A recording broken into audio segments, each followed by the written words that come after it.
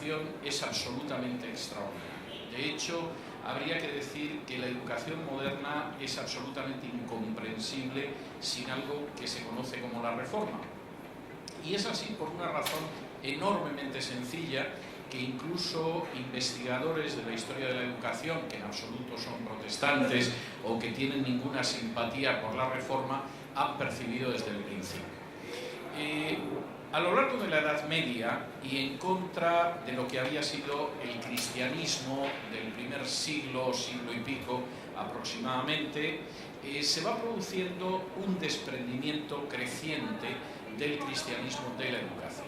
El cristianismo va dejando de ser la religión del libro y por el contrario se convierte en una religión ceremonial que además toma sus ritos y ceremonias masivamente del paganismo, y esto es algo que no es una invención perversa de los historiadores protestantes. Eso es algo que reconoce, por ejemplo, el propio obispo Eusebio, que se llevaba muy bien con el emperador Constantino y que dice que el propio emperador Constantino, para recomendar la nueva religión a los paganos, les permitió traerse toneladas de paganismo consigo que entraron dentro de la Iglesia.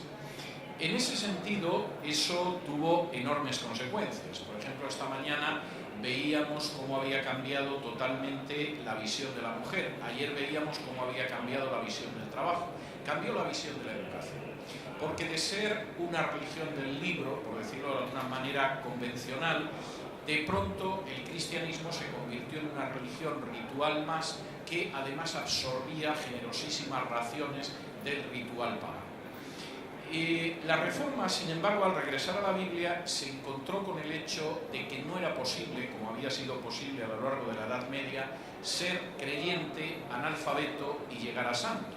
No es que la Iglesia Católica para llegar a santo recomendara ser analfabeto, pero hay santos analfabetos. San Martín de Porres, que es un santo cercano del Perú, nunca aprendió a leer y escribir, supongo que empujaría santamente la escoba por las galerías del convento y por supuesto llegó a los altares.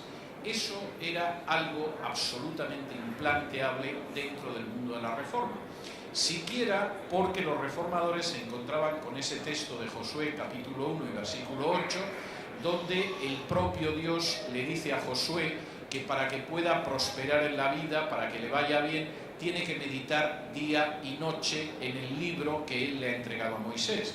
Y claro, ustedes me dirán cómo se puede meditar en un libro que no puedes leer. Y en ese sentido, la Reforma impulsó desde el principio un esfuerzo educativo tremendo. Voy a darles algunas pinceladas para que puedan tener siquiera una visión sintética de lo que esto significa.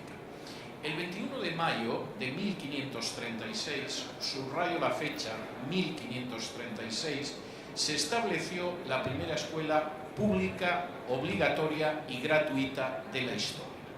Y se estableció en la Protestante Ginebra. ¿Por qué en la Protestante Ginebra? Pues porque en la Protestante Ginebra eran conscientes de que la Biblia tenía que llegar a todo el mundo, no solo a los clérigos o no solamente a las élites que regían la sociedad, sino a toda la población. Y a menos que se enseñara a la población desde la infancia a leer y escribir, no había la menor posibilidad de que pudieran acceder a las escrituras. Esto no fue algo que se limitara a la Protestante Ginebra. En 1547, en la Confesión de Fe escocesa, que como su propio nombre indica era una confesión de fe, es decir, se habla de la doctrina de la divinidad, se habla de la Trinidad, se habla de los sacramentos, se habla del juicio final. En esa confesión de fe se recogían dos disposiciones que eran muy importantes desde el punto de vista educativo. La primera era que en todas las poblaciones rurales se tenía que abrir una escuela. Y en ese sentido, aparte de que era muy importante para los teólogos de la confesión de fe escocesa que la gente supiera lo que era la Trinidad o la justificación por la fe, además en todos los pueblos, en todas las poblaciones rurales, había que establecer una escuela. Y en todas las ciudades, junto con esas escuelas primarias, había que establecer una universidad con un superintendente que además estuviera pagado para que lo pudiera llevar a cabo como es debido. Este esfuerzo fue un esfuerzo de carácter alfabetizador y de carácter educativo que empezó a dar unos frutos extraordinarios en muy pocos años. Por ejemplo, en 1559, en esa Ginebra donde se había establecido la primera escuela pública, gratuita y obligatoria de la historia, se estableció una universidad que inmediatamente empezó a superar a otras universidades europeas que venían desde la Edad Media, simplemente porque la visión de la educación, en la que luego me detendré, era una visión muchísimo más amplia. La Universidad de Ginebra, de hecho, llegó a ser tan importante que aproximadamente 2 siglos después, un norteamericano que llegaría a ser presidente de los Estados Unidos y que se llamaba Thomas Jefferson, quiso comprar la Universidad de Ginebra y llevársela a Estados Unidos. Estados Unidos era una pequeña república, bastante tenían con sobrevivir en el proceso de cuajar la nación, y por supuesto Thomas Jefferson no se pudo llevar la Universidad de Ginebra a los Estados Unidos. Seguramente hoy en día no Donald Trump, cualquier millonario del Medio Oeste habría comprado la universidad y se la habría llevado, pero en aquel entonces era imposible.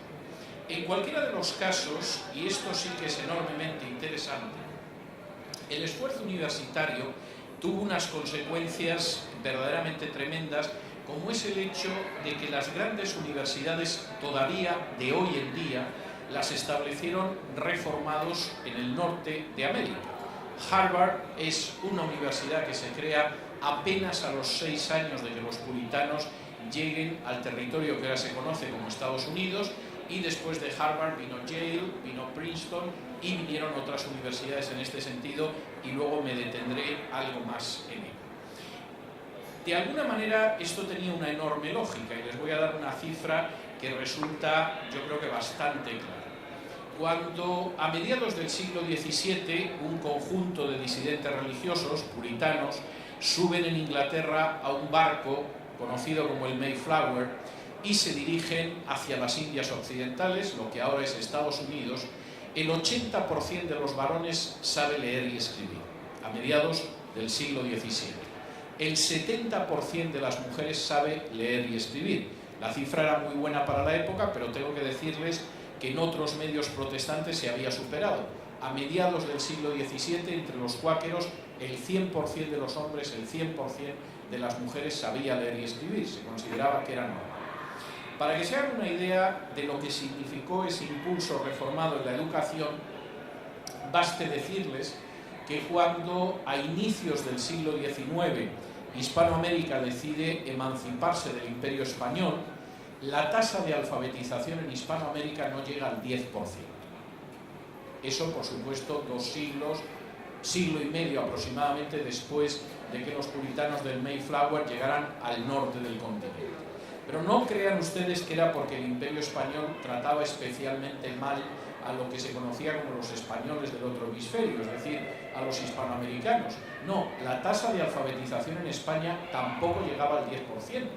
Era la misma cultura hispano-católica que consideraba que la educación estaba bien para algunos clérigos, para las élites dominantes, pero por supuesto era perder el tiempo el enfrentarse con esa situación.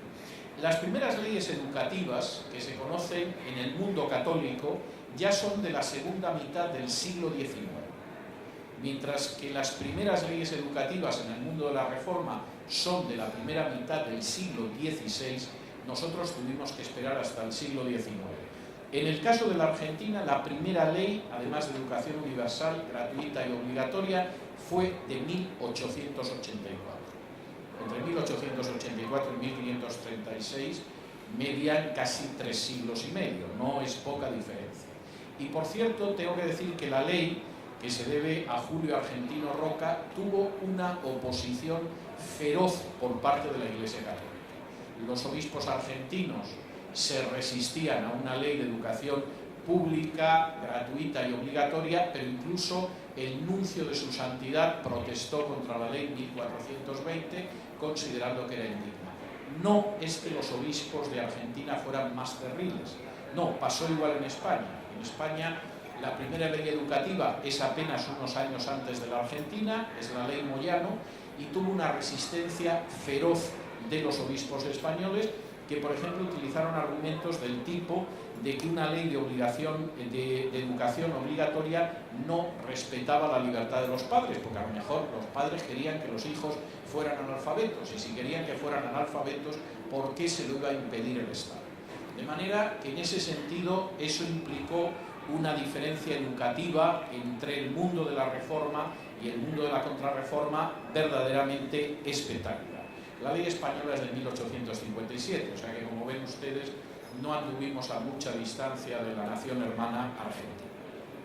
Esa visión de la educación, que en el caso de la reforma provocó un esfuerzo educativo inmediato, y sin embargo en aquellos países que quedaron en la esfera de la contrarreforma, pues prácticamente hasta las revoluciones liberales es algo que ni se plantea. La idea de una educación pública, gratuita y obligatoria no está en absoluto en esa cosmovisión católica. Tuvo además otra consecuencia enorme en el terreno de la investigación científica, por una razón de nuevo muy conectada con la Biblia. Francis Bacon, que es el creador del método científico actual, que es el método de observación de la naturaleza para, a partir de la observación directa de la naturaleza, extraer conclusiones científicas, planteaba un método que a nosotros nos parece ahora normal. Es decir, parece que lo lógico es que para saber cómo se mueve el cosmos o cómo se mueven los organismos vivos, los observemos. Bueno, esto nos parece lógico después de Bacon. No era la visión de inicios del siglo XVI, ni era, por supuesto, la visión de la Edad Media, en la que un monje, encerrado en la soledad de su celda, leía Aristóteles y se dedicaba a especular sobre cómo era la naturaleza. Dado que Aristóteles en ocasiones se había molestado en mirar el fenómeno, pero en otros se lucubraba, las conclusiones del monje no podían ir más lejos de donde iba. En ese sentido, y esto es algo tremendamente importante, la Reforma provocó una revolución científica. Y aquellas naciones que no estuvieron en la Reforma, pues nos quedamos fuera de la revolución científica. De nuevo, esto no es un juicio malévolo de protestantes sectarios. Esto es una cuestión que no admite discusión histórica.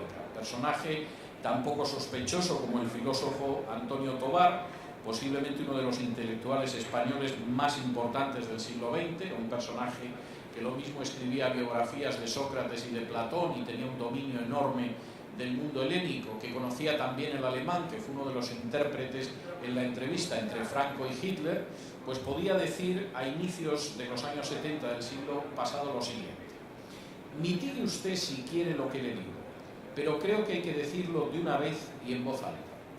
La Universidad de Salamanca dejó de comprar libros en 1550. Llegaban los inquisidores y arrancaban las hojas o los quemaban. La ciencia española se acabó entonces, en 1550, aunque haya habido algunos intentos de revivirla después, pero yo no puedo decir otra cosa que la rémora de la educación actual ha sido la Iglesia Católica, por supuesto, que es a la que se refieren los españoles cuando dicen la Iglesia, no hay otra por definición. En ese sentido, basta comparar lo que fue la revolución científica que conoció el mundo reformado con lo que pasó en el mundo católico para darse cuenta de hasta qué punto esa tesis que ha sido expuesta magistralmente, por ejemplo, por Thomas Kuhn en su libro La estructura de las revoluciones científicas, la tesis de que la reforma es la madre de la ciencia moderna, no tiene vuelta de hoja. De nuevo, permítanme ustedes que les dé simplemente algunas pinceladas, porque el tiempo manda y tengo que contarles muchas cosas. Permítanme que les dé algunos ejemplos de lo que es ese aporte protestante a la ciencia. En primer lugar es Francis Bacon. Francis Bacon crea el método científico, dispara la investigación científica, y no sucede en el mundo de la contrarreforma por la sencilla razón de que todavía en el siglo XIX Francis Bacon, igual que Isaac Newton, estaban prohibidos en las universidades españolas e hispanoamericanas porque eran herejes protestantes.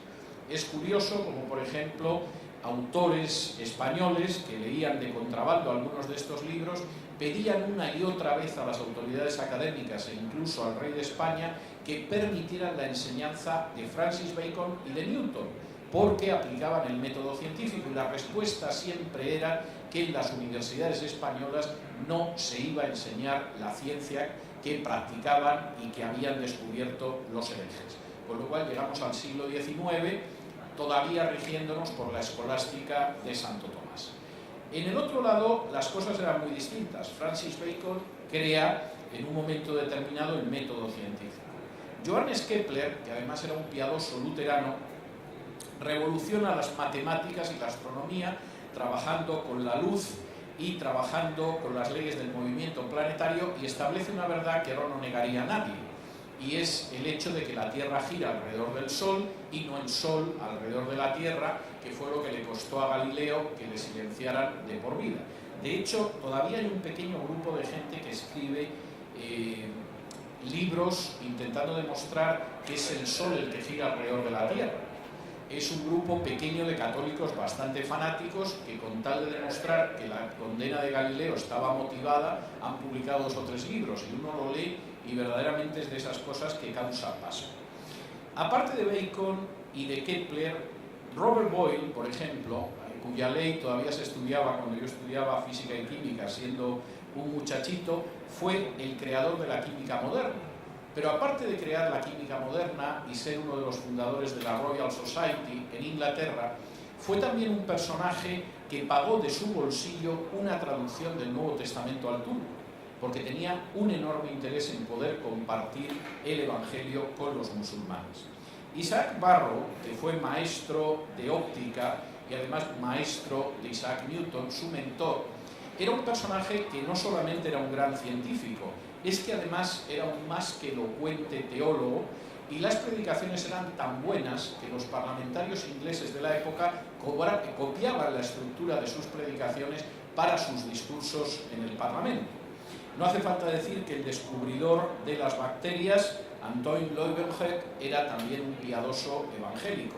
Lo era Isaac Newton, el mayor científico de la historia de la ciencia, muy superior a Albert Einstein, que dominaba la óptica, la mecánica, las matemáticas, fue el equivalente al ministro de Economía en Inglaterra, y eso sí, escribía libros de teología y comentarios a libros de la Biblia como Daniel o Apocalipsis. Fue también el caso de Carlos Linneo. La taxonomía que todavía utilizamos en zoología y en botánica, y que de pronto cuando uno va a la manzanilla debajo ve que pone camomila, camomila y nombres latinos distintos, se la debemos a Carlos Linneo, que era por supuesto un personaje que provocó un progreso extraordinario en las ciencias naturales, pero que era también un muy convencido creyente, como también lo era Leonhard Euler, el mayor científico de la historia de Suiza, matemático y, por cierto, convencidísimo calvinista. Como fue el caso de John Dalton, que aparte de ser el fundador de la moderna teoría atómica, se dio la circunstancia de que abrió una escuela para niños pobres en el granero de su casa para que pudieran aprender a leer y escribir. Es el caso de David Brewster, el investigador de la luz polarizada, y imagino que posiblemente esta mañana, cuando ustedes se despertaron, echaron mano de su teléfono móvil para ver si les había llegado un WhatsApp o algún mensaje, abrieron el ordenador, quizá para ver las noticias en Internet, y también examinaron a ver si tenían un correo electrónico. Denle las gracias a un científico evangélico que se llamaba Michael Faraday, porque gracias a sus investigaciones en electricidad y magnetismo tenemos las bases que nos han permitido contar con teléfonos, con computadores y con la red de Internet. En ese sentido, la reforma implicó sacar al ser humano de las tinieblas medievales en términos científicos y catapultarlos al mundo en el que estamos. Y por cierto, dado que la vista que tenemos todos nosotros como seres humanos es limitada, podemos ver más o menos bien, algunos además con ayudas visuales, pero no podemos acceder al microcosmos ni al macrocosmos. Denle las gracias a Dios porque ustedes pueden ver el macrocosmos gracias a un científico holandés y muy protestante que se llamaba Johann Lippershey, que inventó el telescopio del que luego se valió Galileo, y podemos ver el microcosmos gracias a Zacharias Janssen, que fue otro científico holandés y protestante que inventó el microscopio. ¿Qué sucedía en el mundo de la contrarreforma, mientras en el mundo de la reforma parece que no hacían otra cosa nada más que dedicarse a inventar y a investigar? Pues en el mundo de la contrarreforma ser científico era un deporte de riesgo. De hecho, en todo el periodo de la Reforma y de la Contrarreforma hay tres grandes científicos católicos. El primero es Galileo, pero ya saben cómo acabó Galileo. Es decir, Galileo pretendía lo mismo que Kepler, y mientras Kepler era un personaje respetado que se dedicaba a la investigación científica, Galileo acabó en una cárcel de la Inquisición hasta el final de sus días, un arresto suave, más o menos como el del general Videla, pero el caso es que no pudo escribir nada. Lo que escribió en algún caso, alguna página, conseguía salir clandestinamente de su encierro y salvó su vida porque firmó una declaración en la que aceptaba que efectivamente era el Sol el que giraba alrededor de la Tierra. El segundo gran científico fue Pascal, que hizo aportes notables a la física, pero Pascal era considerado un hereje y de hecho tuvo enormes dificultades en Francia porque su teología de la gracia era muy parecida a la de Calvino y era mal mirada, y seguramente se murió a tiempo de que la cosa no fuera a más. Y el otro gran científico de origen católico es René Descartes, o Descartes, si ustedes prefieren, que por supuesto tuvo la prudencia inteligente de marcharse a vivir a la protestante Suecia, porque si se hubiera quedado en la católica Francia, donde él había nacido, hubiera terminado mal. Y no crean que exagero, en 1663 todas las obras de Descartes, incluidas las científicas, fueron incluidas en el índice de libros prohibidos por el Papa. De manera que no puede sorprender que en última instancia los países reformados se echaran a correr en el terreno científico y ahí siguen, mientras que aquellas naciones que vienen de un trasfondo contrarreformista, aquí estamos todos.